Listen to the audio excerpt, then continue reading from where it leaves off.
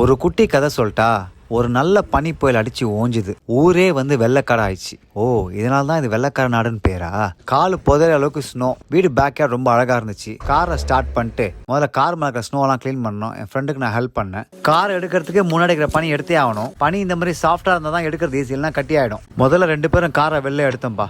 நல்ல பனியில லேஸ் கண்ண எப்படி இருக்குன்னு தெரியுமா? என் நண்பர் கொஞ்சம் உதவி பண்ணாரு ஸ்னோ ஆடுறதுக்கு. புண்ணியமா போச்சு. இப்ப சிங்கிளா வேலை பார்த்தது. அந்த பனி எவ்வளவு வெயிட் தெரியுமா? செம வெயிட்டுப்பா. முடியல. வாழ்க்கை நல்லா இருக்கணும். கடல் கடந்து கேனடாக்கு வந்தா நமக்கு இப்படி ஒரு நிலைமை. வேலையை பார்ப்போம். இப்படி கட்டி ஆயிடுச்சுன்னா ஸ்னோவை எடுக்கவே முடியாது. அதனால இப்ப எடுத்தாதான் உண்டு. ஸ்னோ பாக்குறதுக்கு ரொம்ப அழகா இருக்குல்ல? இப்படி சொல்றோம்ல, முன்னாடி வாங்கடா. ஷூ கிழிஞ்சது எங்களுக்கு தான் தெரியும். புரிஞ்சா பிஸ்தா. புது வெள்ளை பாட்டை பாடாத. அந்த பாட்டை கேட்டாலே கடுப்பா இருக்குப்பா. கிட்டத்தட்ட 3/4 மணி நேரம் மூச்சு திணற ஸ்னோ ஆடணும்ப்பா. டே அப்பார்ட்மெண்ட் பாய்ஸ், கொண்டே விடுவேன். சிரிக்காதீங்கடா, குத்தி விட்டுருவேன்.